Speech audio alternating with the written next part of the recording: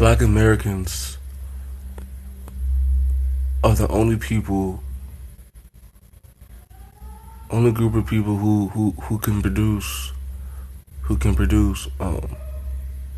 individuals whom people would worship like gods, worship like deities, individuals who people would damn near build religions around and just bow down and pray to them, like iconic figures like Tupac, Kobe Bryant, Michael Jordan, Michael Jackson, etc. These are like figures of Black Americans who people would actually worship, right? There's no other group of people in the world who produces celebrities, who produces individuals that people who are just so powerful, who just have that it factor that people just want to bow down and worship them, be like them, praise them, and just hold those people to such high regard.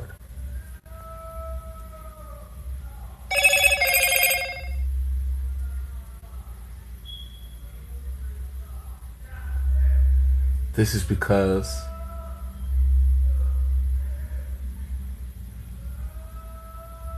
the Black American man, we are of the highest vibratory essence.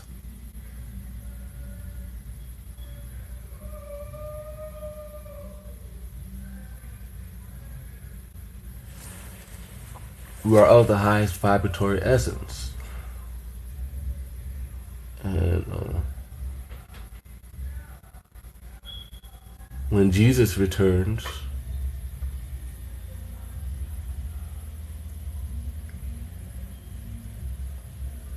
of course, Jesus is powerful, right? Jesus is God's son. He's the son of God. And wouldn't it make sense if Jesus, the almighty, powerful spirit, soul, returns to earth in the highest vibratory essence? So what if I told you, if Jesus' second coming, he returns as a Black American man?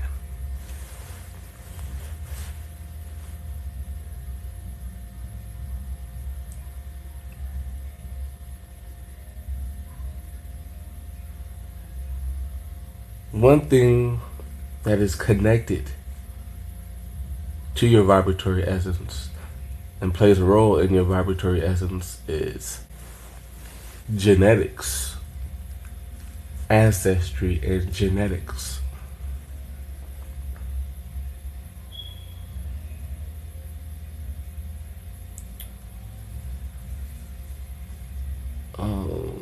Jesus lived around 2,000 years ago in Israel.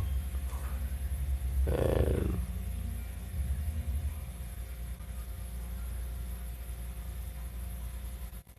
Israel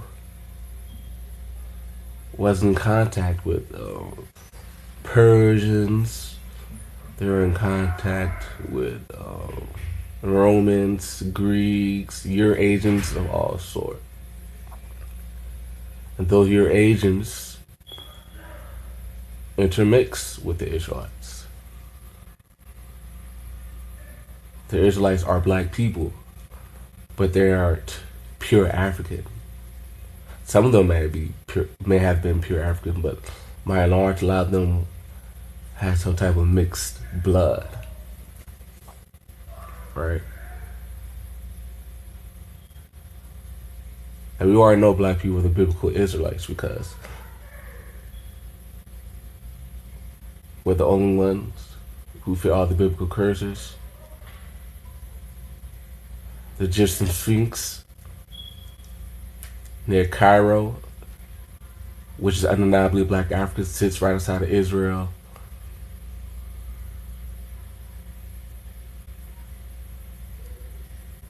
And so on and so forth. So the biblical Israelites were black people. But due to their contact with Eurasians,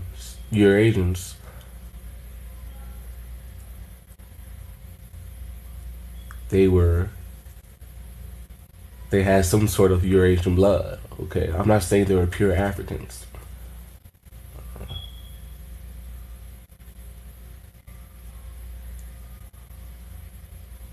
Jesus, he was a black man according to the Bible.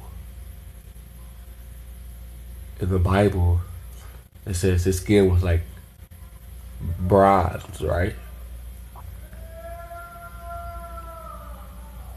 And actually, the new version of the Bible or whatever, King James version of the Bible, they say his skin was like bronze. But actually, the bronze that they're talking about was actually a mistranslation from the color of copper. So Jesus had copper skin and hair like wool. And Israel's technically in Africa.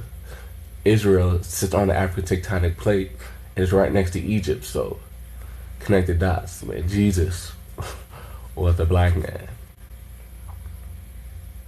There's only one race of people who has hair like wool, skin color of copper. Copper is brown. Come on, connect the dots. Jesus was a black man. But I'm not necessarily saying he was 100% pure-blooded African, right? During the times of Jesus, right? They're under Roman rule.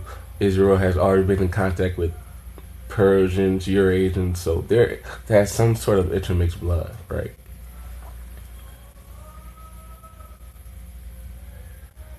So, in my theory, I believe Jesus, along with his Israelite people, resembled present day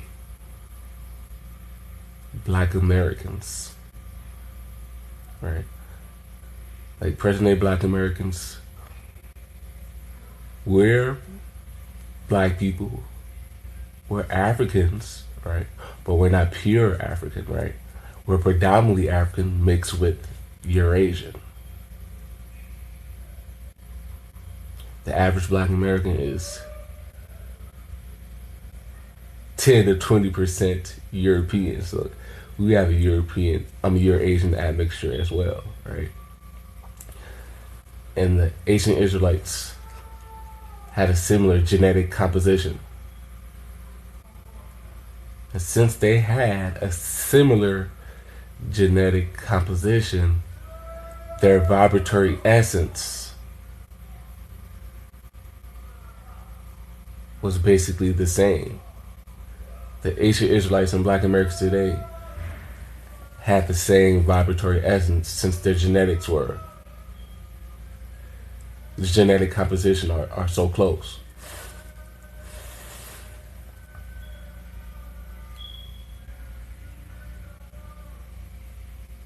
So when Jesus comes back today, he returned as the same vibratory essence as he did before, right?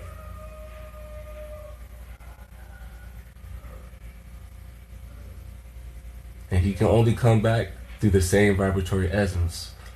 And the only people today who have the same exact vibratory essence as the ancient Israelites today are black Americans.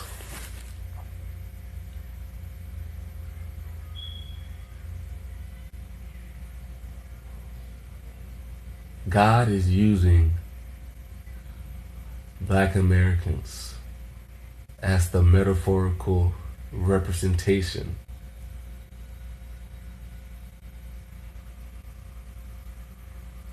of Israel.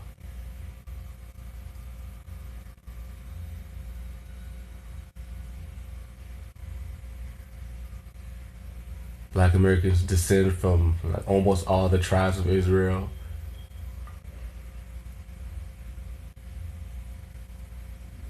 Our ancestors were taken from Africa, from all the way from like North Africa to South Africa, right? So we compromised all of the descendants of Israel into one group of people.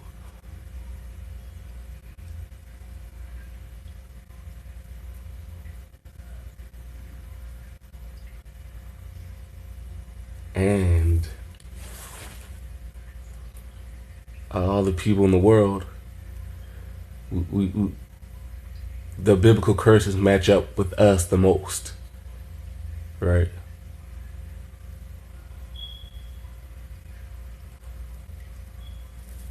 Also,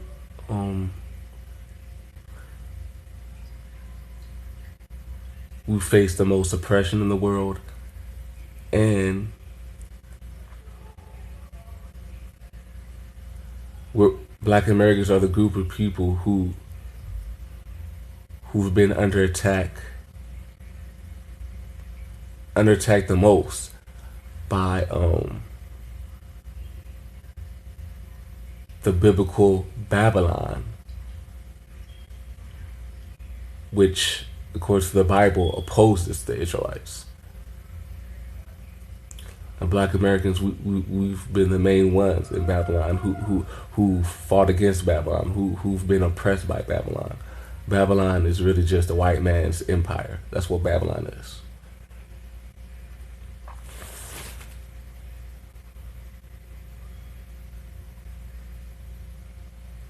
And present day Black Americans, we are the head Israelites. We are the face of Israel.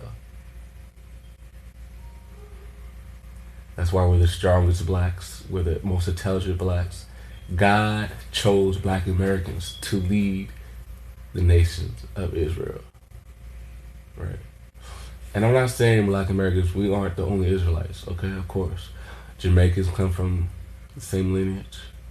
Africans come from the same lineage. I mean, not all Africans, but like the West Africans, Central Africans, the Bantoid Africans, they come from the same lineage as us.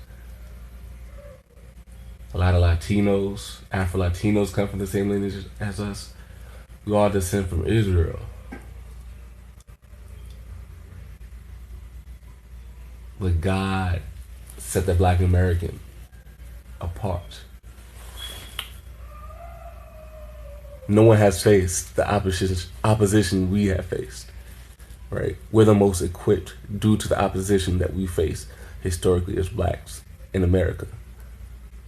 So that's why God chose us to be the head Israelites, right? And